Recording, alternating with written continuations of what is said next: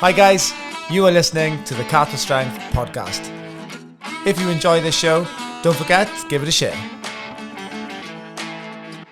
Emily, hello. Thank you so much for coming on the Carter Strength podcast. You're very welcome. Thank you for making the trip. You're literally someone I've wanted to have on the podcast for ages. Aww. Like since when I decided to make a podcast, I was thinking of female guests, people in the industry. Like you were like the person that I wanted to have on. Oh, awesome! Thank you. Well, Yeah. I mean, I've been following like what you do for years as well, obviously, and I think although it's been online, isn't it? It's still been like support and stuff. So obviously, seeing how you started to where you are now as well, it's you know, I'm chuffed to be here with you. Thank yeah, you. Yeah, I just feel like loads of the people have done Carter Strength plans and do plans and have worked in the gym with me over the years. A lot of people have also done your plans. I feel like they've almost enjoyed doing both. It's not been a case of like people have left me. Well, some obviously have, but loads of people have like stayed with me and also done a plan with you and vice versa. I just think it's really cool because Yeah. like, yeah, cool. and like the community you've built, I think is class. But one, like before we start every podcast, I always have to ask like a question of the day. Okay. So question of the day today, so people, the millions of listeners that we've got, to find out, more about the guests. So the question of the day today is, what's the secret talent that you've got that no one or not many people know about that you're willing to share? A secret talent. That's a really hard question. Yeah, could be anything. I would say I'm freakishly good at memorising lyrics. So I can listen to a song once, and it freaks my husband out sometimes. He'll be like, you've listened to that song once, how can you just repeat that back? So I think I'm freakishly good at doing that. And also organising things. Oh, you're one of I them. love organising things. I wish I was like that. I couldn't be like, I'm terrible. Were you like, I'm actually weirdly quite good at remembering lyrics as well. And when I was in school, I used to go in the car with my mum. My mum would be like, why can't you learn like your, like... Can't you revise like this? But you can learn like Eminem, like pointless lyrics. The pointless stuff I can do. And even when I say organising, not adulting, not like, sorting my mortgage or paying bills on time, things like the important stuff. Cereal boxes. Oh yeah, but ask me to organise the cleaning products or the towels or something like that. I'm all over it. Yeah, my wife Katie's like that. She's got like Instagram pages that she follows, and they're literally just showing people how to like stack things in a shelf. Brilliant. I think it's an ADHD thing. I do think, yeah, totally. Yeah, I definitely think I fall into that category. But yeah, things like that make me very happy. That's cool. That's an interesting fact. See? See? What, obviously loads to talk about with you. Like, let's just start like basic again. Who's Emily? Like, what? Oh my gosh, how long have you got? What do you do then? Tell everyone what you do. Okay, cool. So I'm an online health, fitness and nutrition coach for women. My business is the EV Tribe. We've just celebrated our 4th birthday. Oh, congratulations. Thank you very much. And I provide online workouts primarily from home, although they can be completed in the gym. They're live workouts each week. Everything is in-app. So as I said, workouts, there's a huge on-demand library, nutritional webinars every month, not necessarily always about nutrition. We can sometimes go off on, behaviour change and the menstrual cycle, the menopause and things like that. But there'll always be an educational webinar every month. Recipe packs, things like that, challenges, meeting up for treks. So very much a big focus on community, consistency and longevity. So yeah, that's what I do. From a coach background who like watches what other coaches do, what people do well, people do bad. Like I actually really enjoy following your page, like for inspiration for myself really, like with Carter Strength and the way you like have a community and you go out and do your hikes and things like that. I think it's brilliant. Thank you. Yeah. Thank you. I with your webinars. Yeah. Do you do them yourself or do you get people in? Yes, I do them myself at the minute. Yeah. I did a nutrition course not so long ago, and I found that so useful when it comes to. I mean, I'm sure you find the same. You can give your clients the tools, but the practical application is usually what trips them up. So you can say, this is how you do your protein, this is how you do your calories, off you go.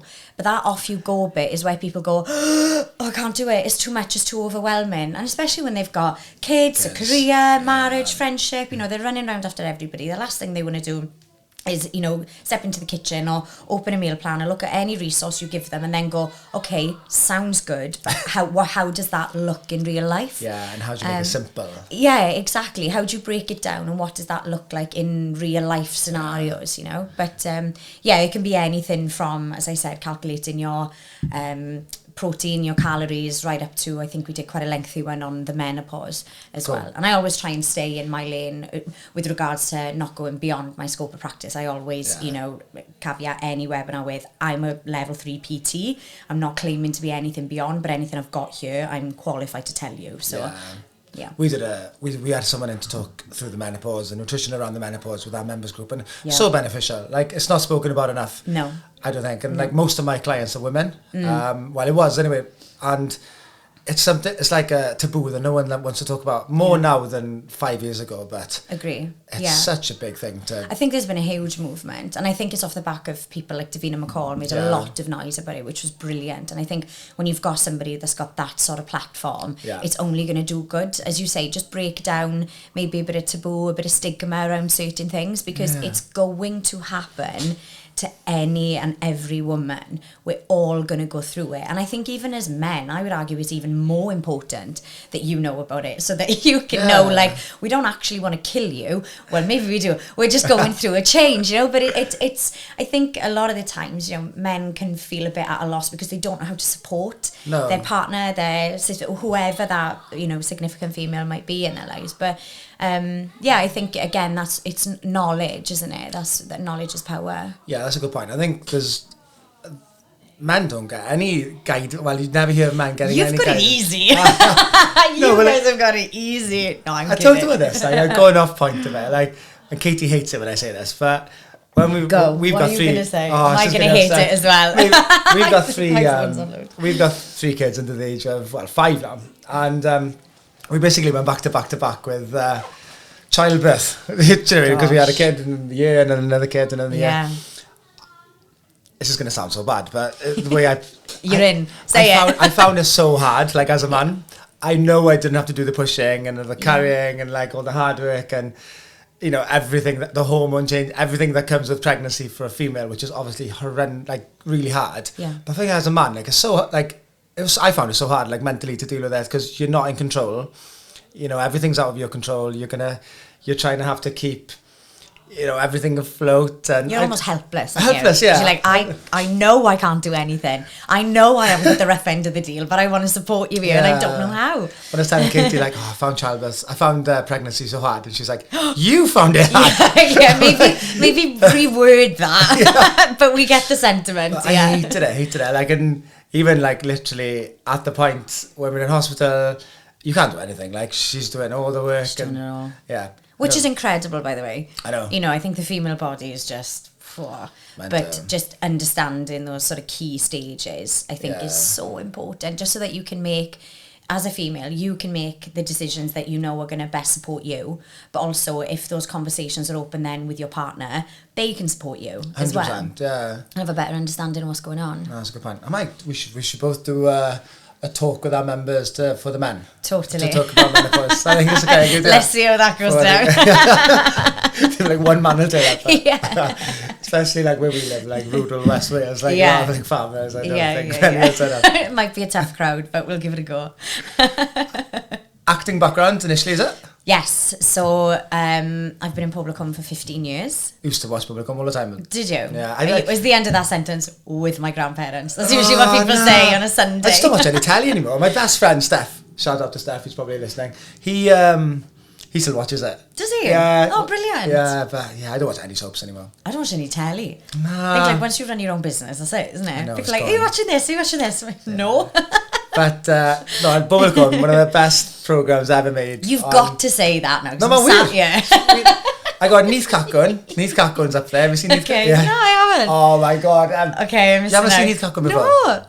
No. Okay. One thing you have to do this week before the end of the week, you have to find Neath Cacwn on Click. Click. Yeah, go on Click, find Neath Cacwn. Beth Neath Cacwn, what is it? Are you serious? Yes, honestly now, I have no idea what you're talking about. Without pulling down Bubblegum, because obviously Bubblegum is brilliant, but Neath Cacwn is the best thing that's ever been on Channel 4.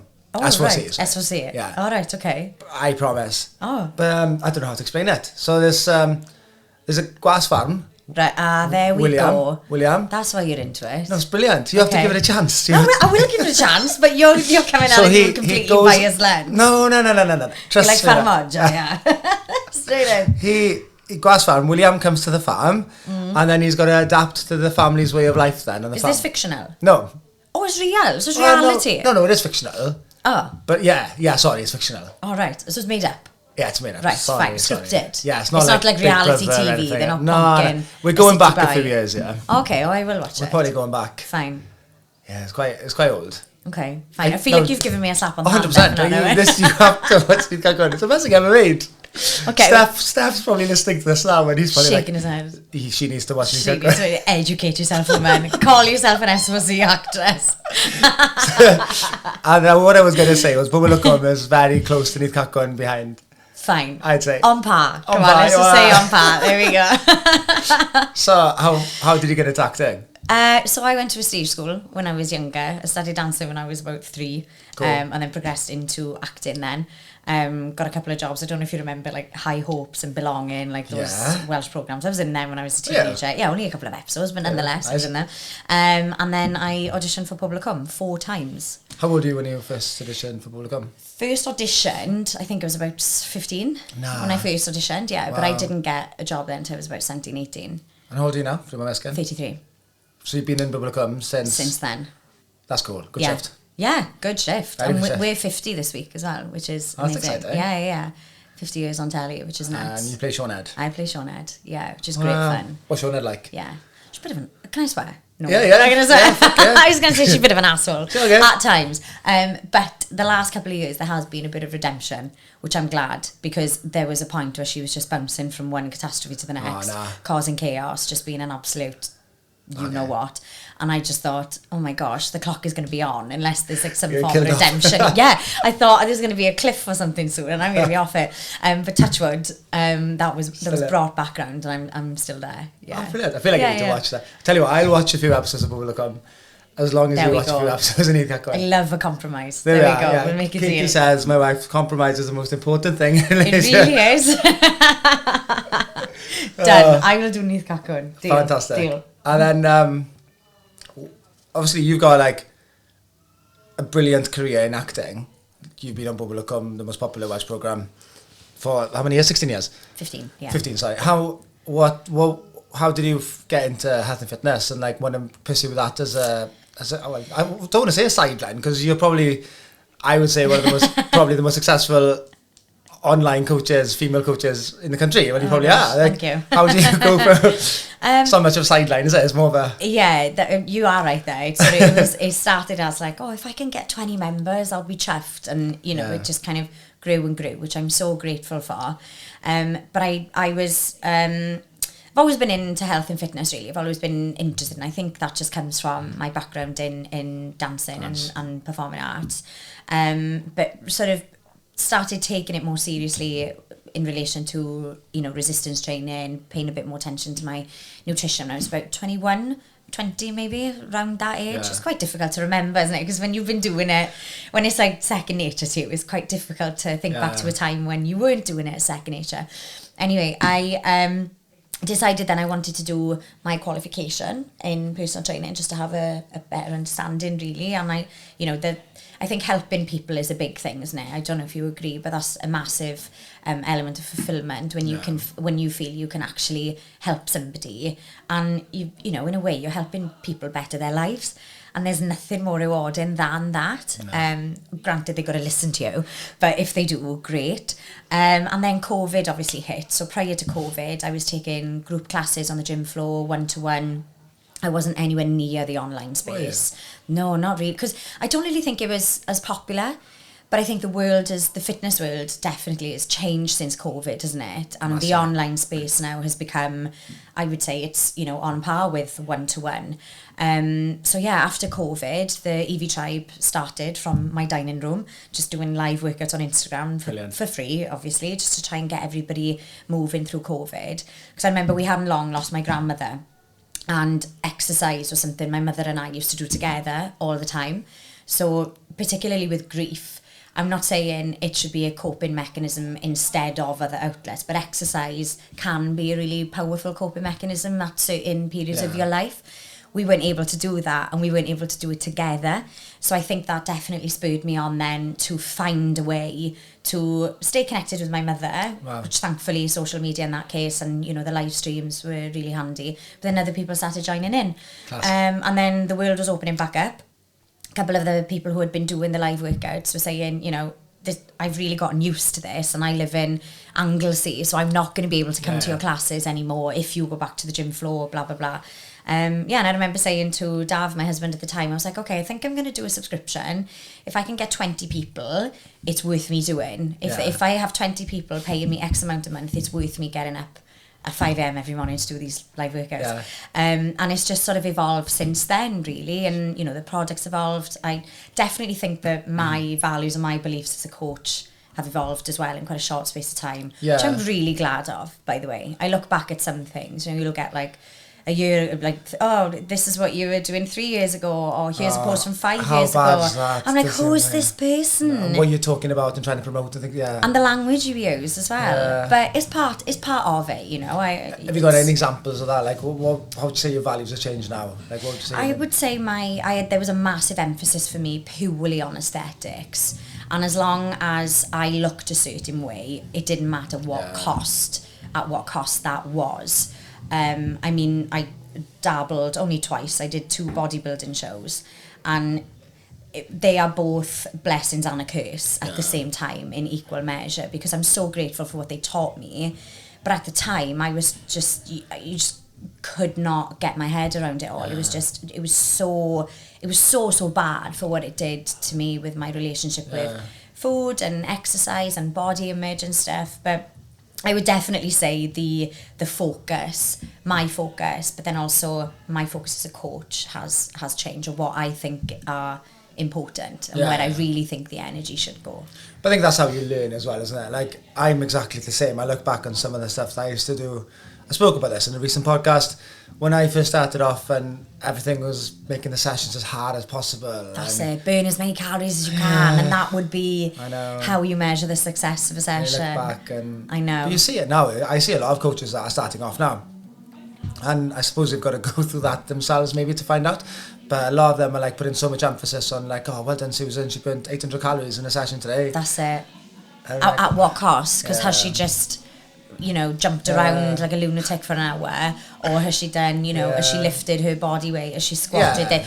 Do you know what I mean? Because you can do that. You can do the more beneficial exercises, shall we say, and you can burn half those calories. But I always say to the EV tribe, what you burn during a session is the least interesting thing about your session. It's a good way to put it. And I'm not against people using it as a method to have a good sweat and have a good, release or whatever. I'm all for that. And I'm not against people training for aesthetic purposes either. I think we all moderately do 100%. That. Of course, there's nothing wrong with that. But I always think that line is at what cost. Yeah, that's the question, and that's how you define that boundary, I think. 100%. We're doing a park run on Saturday, and I was looking at the park run pictures from last weekend because they put them on Facebook, and I was just looking to see what it was like and stuff. And we've got like a team building thing on Saturday, like you do, just park run. And like I was looking at the pictures, and everyone's on the start line looking down at their watch, and I was just like, does it really matter? Yeah, exactly. I know they're looking at times and stuff as well, but I just think, no, it's not all, it's not all about that. No. And I always use the example, if you forgot your watch, would you not do the session? Exactly. No, you'd still go in there and work your backside off, wouldn't you? Yeah. Because you want to show up for yourself. Of course. But, I think, I love my Apple Watch, I think it's great. But it's a glorified pedometer that just gives me notifications. Exactly. That's all they are. And it's probably wrong a lot of the time as well. The margin is like 20%, I think. It's crazy. And if someone else has got a Fitbit and someone else has got a Whoop and someone else has got I've actually got a Whoop and a Garmin on. Yeah. And my step count on my Whoop is way higher than my step count on Garmin. And then if you checked your phone in your pocket as well, that would give you a third reading. Yeah. But I think it is crazy how the pedometers, we'll call them, can determine your behaviours as well. We've got, because we've recently opened a bigger space in the new gym, we've took on obviously a few new members, and a lot of those new members have obviously come from different places, different backgrounds. And the way we structure our sessions not in every class, but in a lot of classes, we do obviously the warm-up, we do some stretching, activation work, and then we'll go into a strength block. And then after the strength block, we'll just finish off with the conditioning block. So there's literally just 2 real pieces where you're working hard. Yeah. And I feel there's some of the people that come from different spaces, like, I think are finding it hard to transition into just doing, you know, one quality strength piece and one conditioning piece, instead of just doing like a circuit style class where you're just doing... Well, you're just sweating your tits off, basically. Yeah, but trying to it serves no purpose other than just screwing you into the ground. But that's what I used to do 10, 8 years ago, and I follow your stuff and I can see you exactly the same, you know.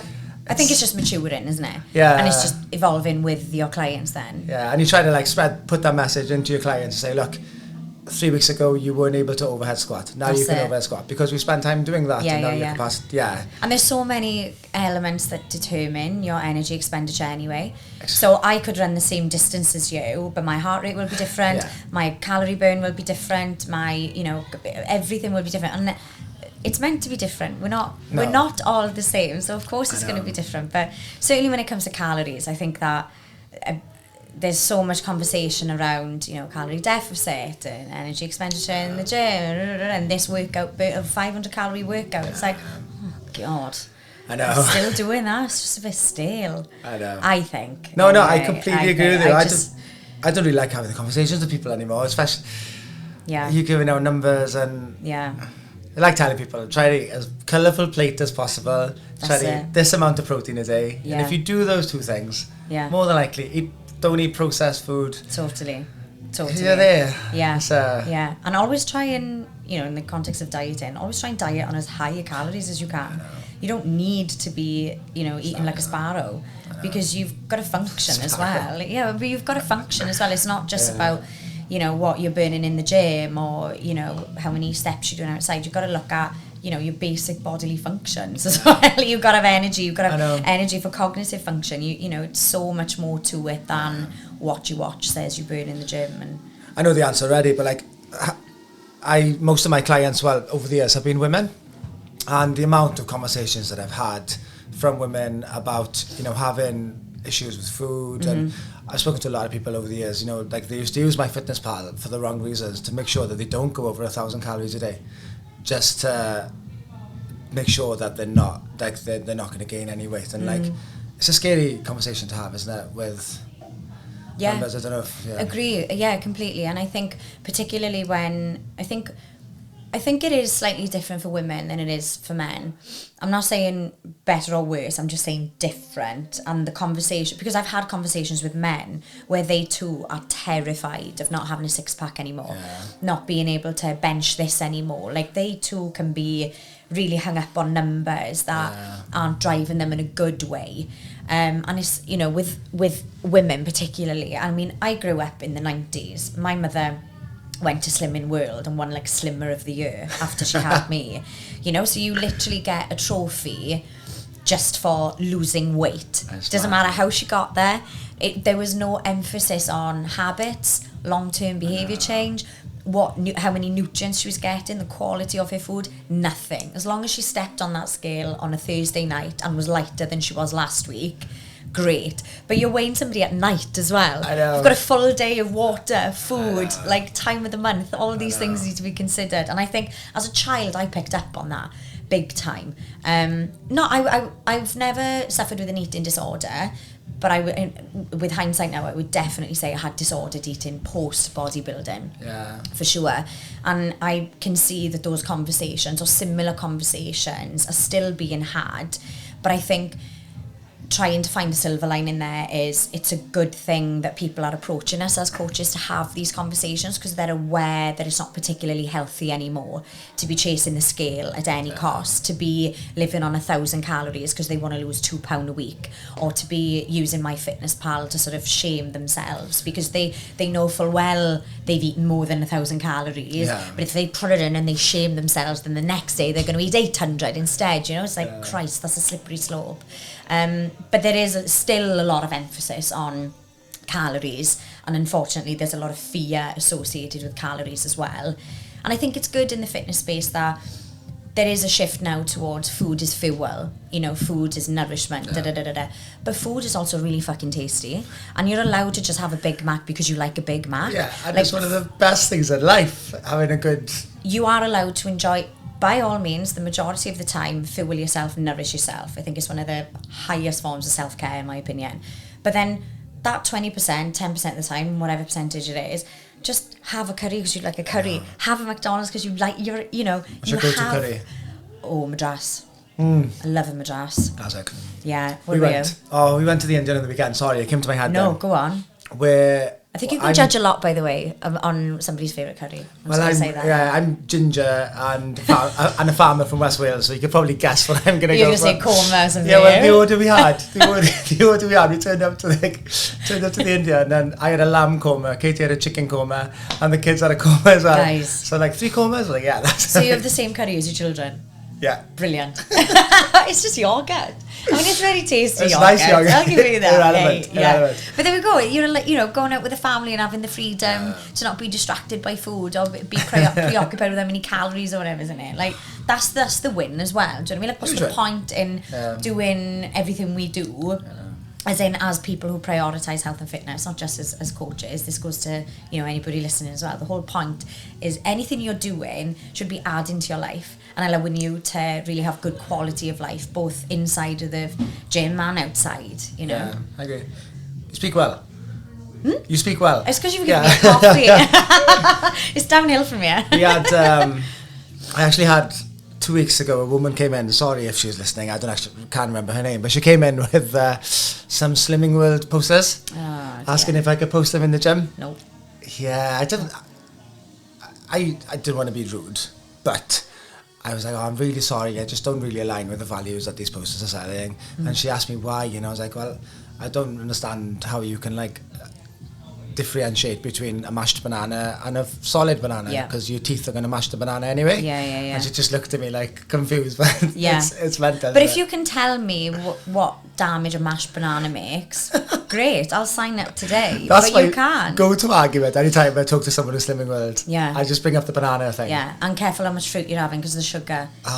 Jesus Christ. I mean, unlimited pasta. Is it unlimited pasta? Unlimited, some foods. Yeah, sin-free. Yeah, like pastas. Like, look at that language. Sin. Like, you're going to go to hell if you have, like, something on a red day or a green day. You mix your days up. I don't see how that educates people. It may get people to lose weight, but again, there's more to it than just losing the weight. You're not only looking to lose the weight, you want to be able to maintain that. But if your behaviours haven't changed and you don't understand how you got there or why you've done certain things, you're not going to be able to hold on to it. No. So I'll talk to said people in 2 years when they're probably going to be walking through your doors or mine. And you know they're going to talk to you again once they're off Slimming World. I think it's just really good marketing on their behalf. All they care about is the money side of it, I think. For sure. And they want to make people believe that this is the only way to lose weight, through counting sins and mashing bananas and... They know people are going to fall off that wagon because it's unrealistic, unsustainable, and it's not something you can prolong for 20 years of your life. So when they then regain that weight, because they will lose weight probably because they're in a calorie deficit and all that blah blah, but when they come back then they think, oh, the only way, Slimming World's the only thing that's worked for me because I've tried everything else, and then they go back to Slimming World. And it's just very clever marketing and a lot of money pumped into it with... Listen, I don't blame the people who go to any of these slimming clubs, by the way. It's the same as when people sign up to an 8-week shred or a 6-week thing with, you know, various PTs around and they follow a rigid meal plan for that time. Fine. If it sort of gets you a foot in the door and exposes you to a new environment, such as stepping into a gym or being mindful of your nutrition, great. But I completely agree with you. Long term, it's not going to last because it's almost deliberately being overcomplicated to make said individuals feel, I couldn't possibly do this without Slimming World. Yes, you could. But when you tell them then it's, you know, move more throughout the day, you know, and that's not run around like a lunatic, go for 5k every morning before 5 a.m. or come in and burn 800 calories every single session and train for 2 hours a day. It's the mundane, boring stuff. But those are the things that work. And they are boring because they don't seem drastic enough. But those are, like, some people just don't want to hear that either. But I agree with you. I think it's very good marketing. It's preying on people's vulnerability and making them feel like unless you're in with us here in this camp, you're not going to achieve long-term fat loss success. And it's bullshit, basically. In one word, In one word. And again, I just want to say I'm not blaming the people who go because I realise that's, you know, it's desperate times really, isn't it? And you're looking for a solution. and it's smart marketing. Yeah. So, yeah. What does Emily like to do in her spare time then? Oh my gosh, what do I like to do in my spare time? Have you got any, obviously you're working flat out between Bubblecombe and... Yeah, I mean, between Bubblecombe and Evie Tribe, I'm very good at sleeping. You don't watch telly? I don't watch telly. I'm a boring git, really. I'm a big fan of wine and food. So any chance to sort of go out and socialise with my friends or with Dav or my parents or anything, I love that. I love hosting as well. Love hosting. Class. So I love having people around, you know. Where's good to go out for food in Cardiff? I haven't been out for There's food. good food places. Good food places. You've got Tom Simmons in Pontcanna, which is great. I mean, It was fantastic. From Pembrokeshire. is he? Cymru, yeah. Did Fantastic food. So it's like my benchmark. Whenever I go anywhere, I'm like, I'd write that down. Tom Simmons. It's amazing. It's so good. Really nice vibe in there as well. Nice. You've got Heaney's then and Ishka. These are like, do you like oysters and things like that? I need to get out more. You do? Yeah. Come to Cardiff. Yeah, you and I'll Katie come to Cardiff. Me and Dav will take you out. You need to watch... What do you need to watch? What's it called? Neath Cacwn. Neath Cacwn. And we're going to take you to Tom Simmons. There we go. No, there's really good... There's a lot of independent places in Cardiff, which is lovely. You've obviously got the big chains and stuff, but it breaks my heart when people are like, we're coming to Cardiff, we're going to go to... Nando's. Insert the chain. Yeah, I'm not going to bash anyone. They'll probably come and find me. But there's so many good little hidden gems. So if ever you're in Cardiff, just let us know. We'll shoot you a list of good recce's. I need to get out more. I'm like you, I think. At the minute, it's just been work. Yeah. I need to book a holiday.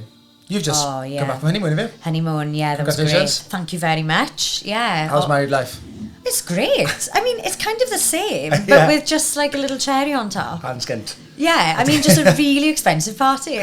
And dress that I'll never wear again. Where'd you go on honeymoon? We went to Greece. Oh, nice. Yeah, we went to a couple of places in Greece, which is lovely. But I think funny you're asking, because we were talking about a holiday for next summer, and I think we're going to go back to one of the Greek islands we went to on honeymoon, because it was so lovely.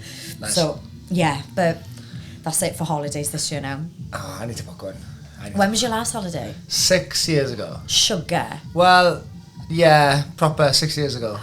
Yeah. I mean, 2.0 is open now. You should go. I know. Oh, that probably means you're not going to go. No, we need to book one. I think you should book one today. What's on your... If top place to visit? That I've been or want to go? Want to go. Oh, I would love to do a safari.